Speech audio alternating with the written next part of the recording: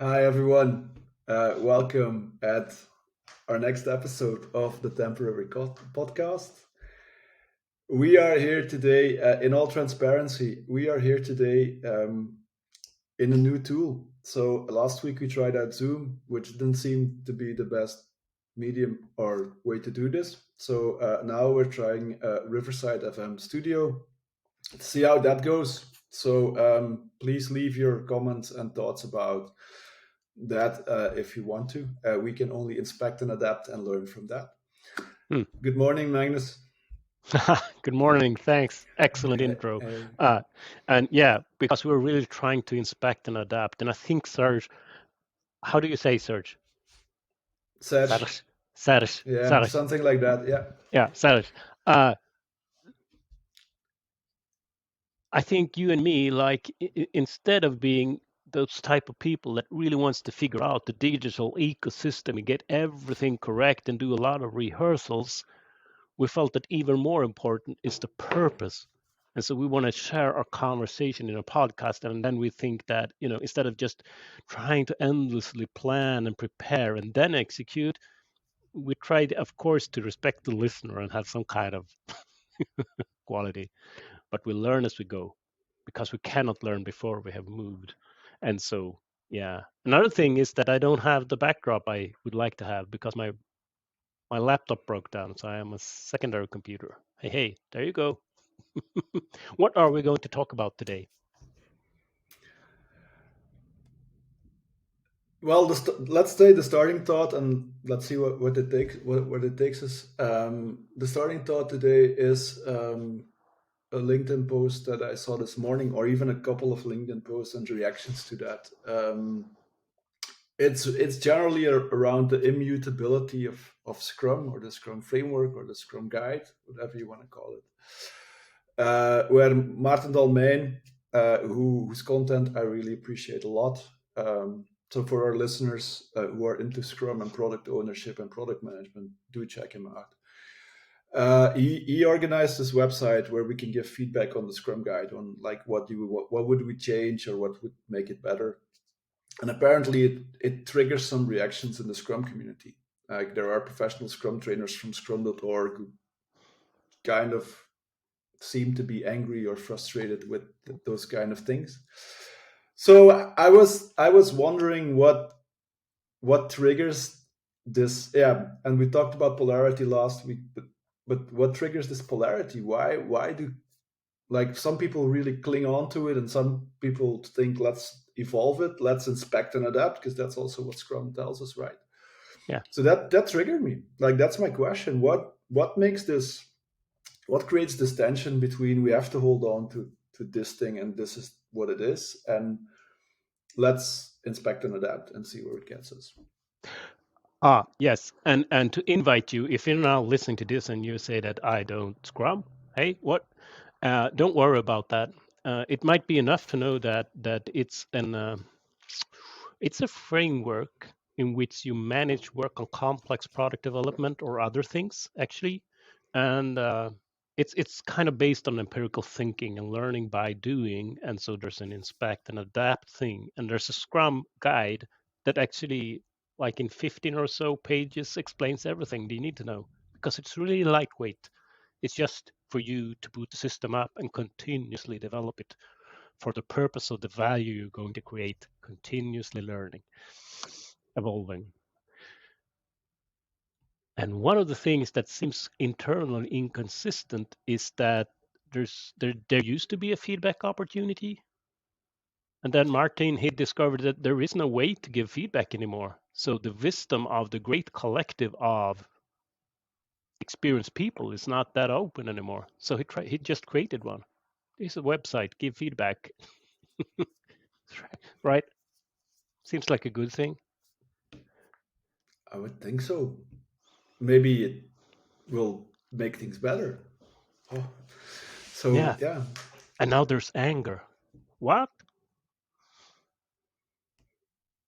And why is it that people, we can get together and collaborate on the most amazing things? Just works. And then other times we don't. there's a lot of tension, there's a lot of anger, and actually we all want the same thing, but instead we endlessly debate, or it's my thing, so I don't want to debate with you because what's going on? And why do we care?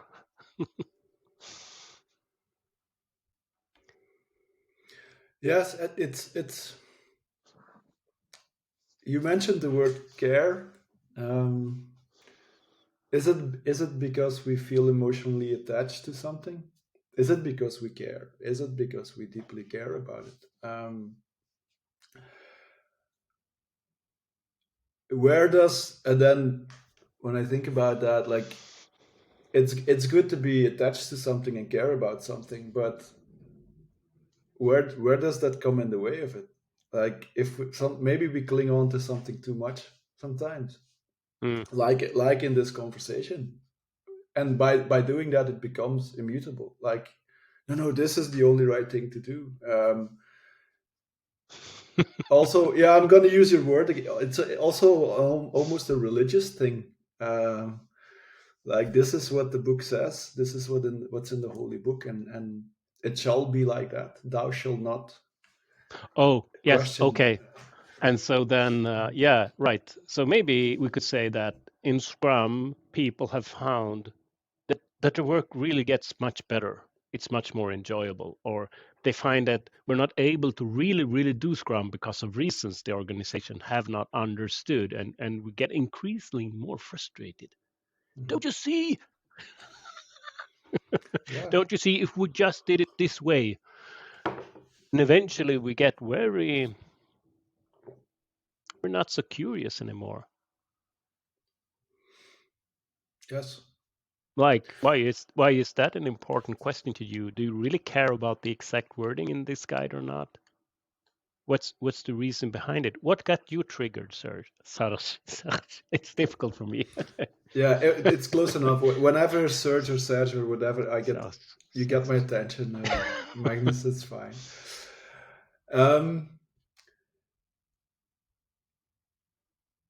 one of the sentences, one of the people who reacted to it was Al Shalloway, and he put a quote up. I think it was something like,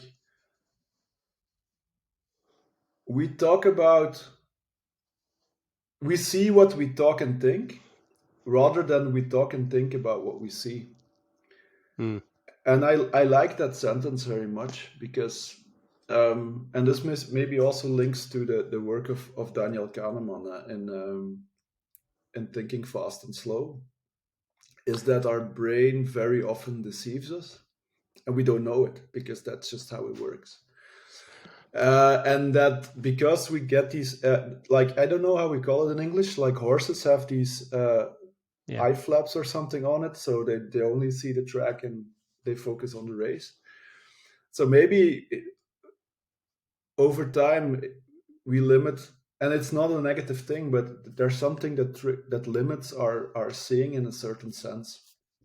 And then again, maybe it's because we care about something. Maybe it's because that's the way we think it should be, or that we've had success with it, and that because we had success, that's the proof that this is the way we have to do things. Mm, Those mhm. are my first thoughts on this. Yeah.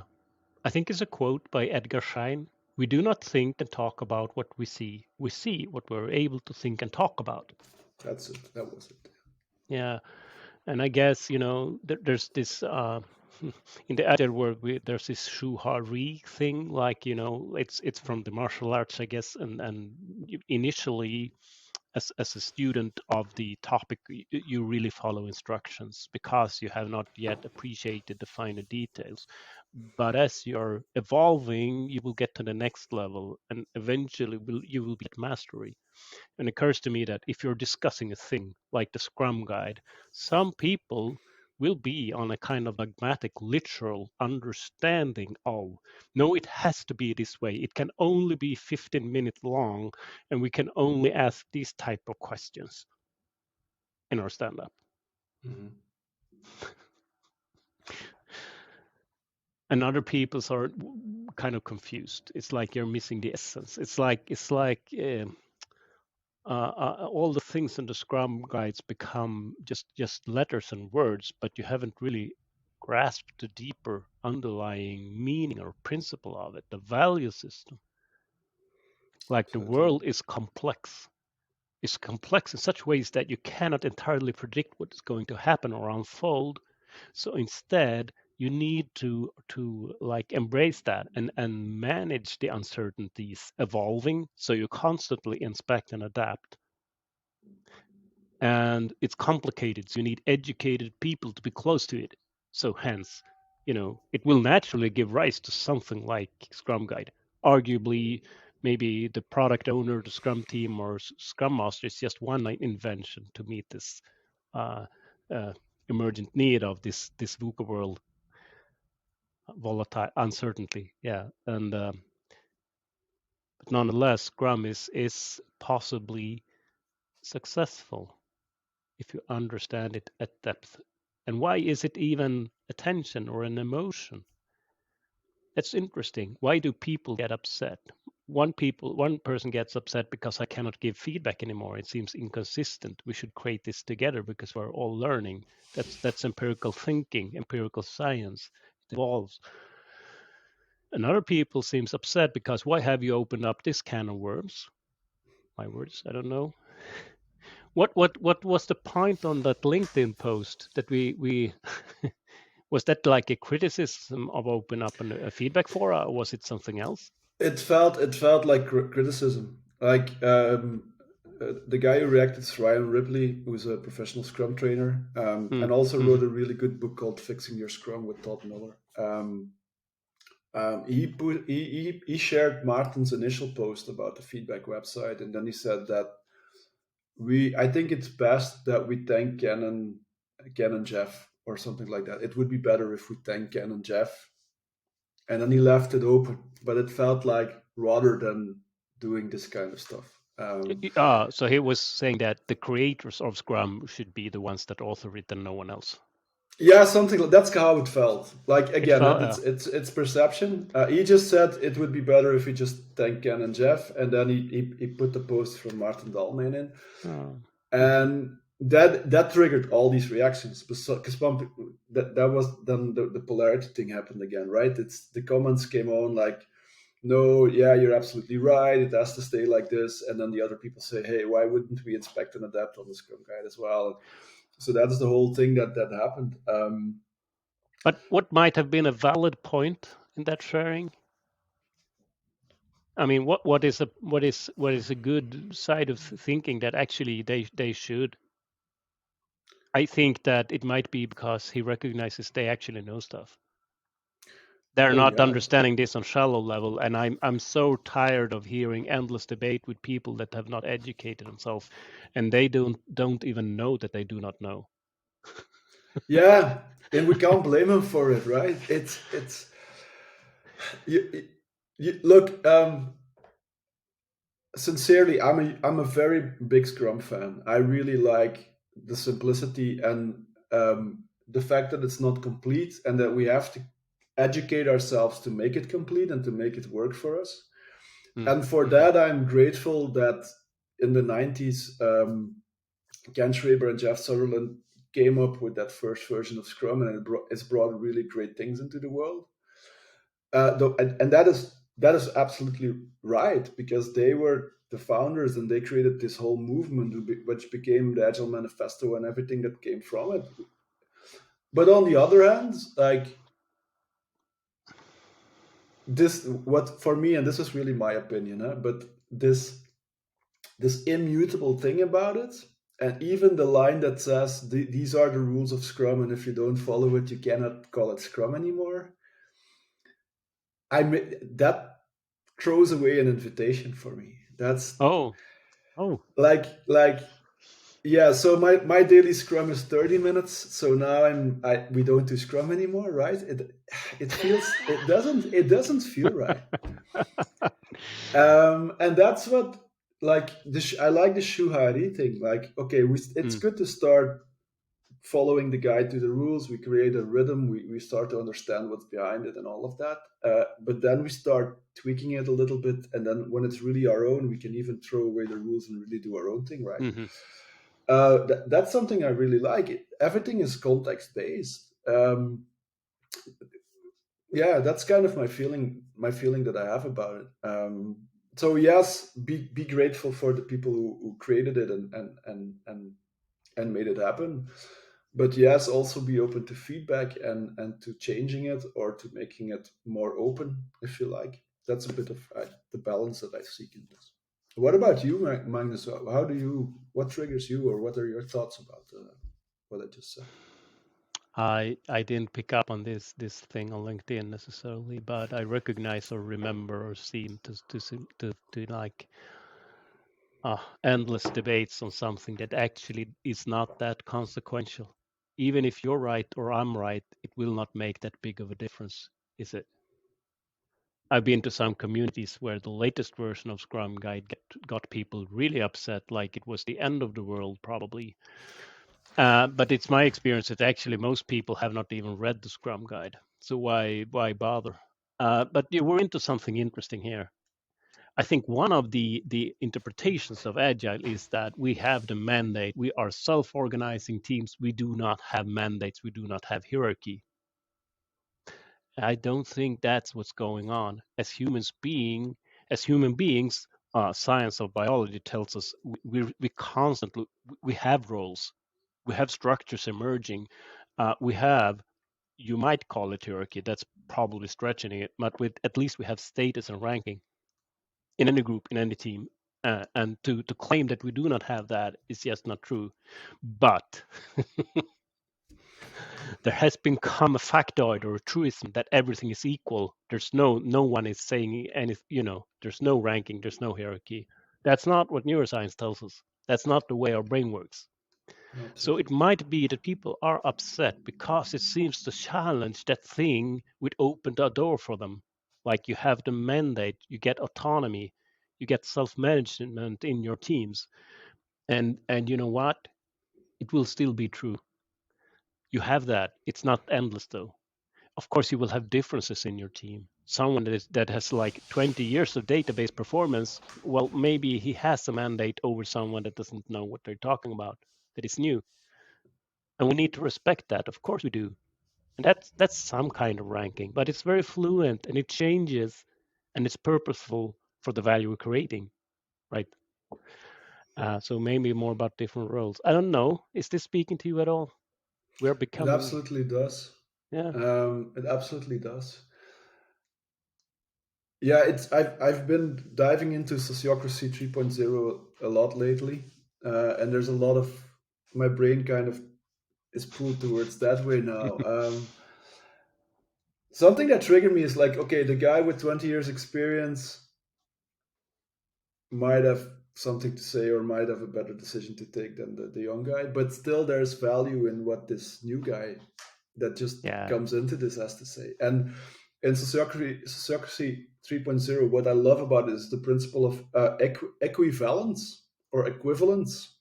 Like we are all, are the value of what we think and say is all on the same level. It doesn't mean equality. We need roles that take decisions or set a direction, Hmm. but every thought that anyone has the same value, and Hmm. it's there. And what I love about it is, and this is a phrasing that comes from the sociocracy website, is that this is a gift that we give each other. The feedback that you get, even from a person who just read the, let's call it the Scrum Guide once, might be really good feedback that we haven't thought about yet. This might be this new person coming in with it, and that's kind of my thought about this. Yes, at a certain point, we have to take a direction and a decision, and we cannot please everybody. It's I get that, but that's kind of Wow. what I roll into now. I mean, let's imagine a team. We have these differences, and now the junior comes in and says something. And then a senior response might be, oh, that's so really stupid for all these good reasons. And then you go into that mode. Another option would be this meta observation. Oh, that's interesting. Right. Now we have a team where we have a great variance. So what might be the like opportunities I see now when we have a junior thing here, a junior developer? Are the new technologies emerging that I haven't picked up on yet? Maybe. Is there a lack of experience here? Yes, that's also true. And it again comes back to this polarity. It's not and no, sorry, this or that. When it becomes really great is when every voice is heard and we try to squeeze out value or information or realize that, oh, okay, what does this mean for our collaboration and conversation as we move along? How can we work together to become a great team? I guess, you know, Yeah. uh, big topic. I think, are we going to wrap this? It's 20 minutes already? Yeah, it's 20 Or minutes. I was thinking because exactly the same, Magnus. there's so much more I would like to talk about, but it's kind of possibly a wrap here. Yes. I was thinking about a sentence to wrap this up Hmm? with what you just said. Also from Sociocracy 3.0. Maybe the conversation between the senior and the junior can make us richer as a group. Hmm. And for that, I have this sentence. It's not either or, it's both and more. Both and more. Excellent. Yes. And I'm thinking, as a wrap, if we observe an apparent conflict on the internet discussing whether it's okay or not to have a forum to give feedback on the Scrum guide, might we choose to think that's interesting and might we probe into if that's a conflict or emotional, are we lacking conversational skills? And what would make that conversation better, more rewarding and growing, evolving for everyone? That's a nice one. Shall we put that in the comments? I don't know. Okay. If you do this, please share your feedback. What was good? What can be better?